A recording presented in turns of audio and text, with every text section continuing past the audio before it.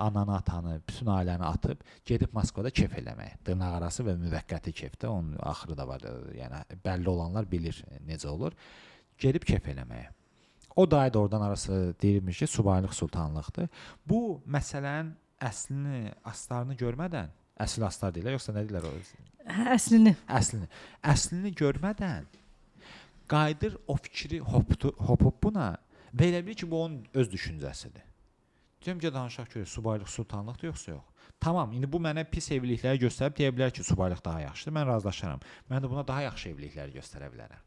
Yəni fərqli və yaxud da pis yaşayan subayı göstərə bilərəm. Şahlar kimi yaşayan subayı da göstərə bilərəm. Yəni orada minlərlə faktor hərəsi, yəni mövzunu və ab-havanı dəyişir və bu şəkildə biz baxmalıyıq ki, insan öz fikri hardan formalaşıb. Bu əslində inancı gedir. Bəli, əlbəttə. İnanclarını sorğulamalıdır. Tamamilə doğru.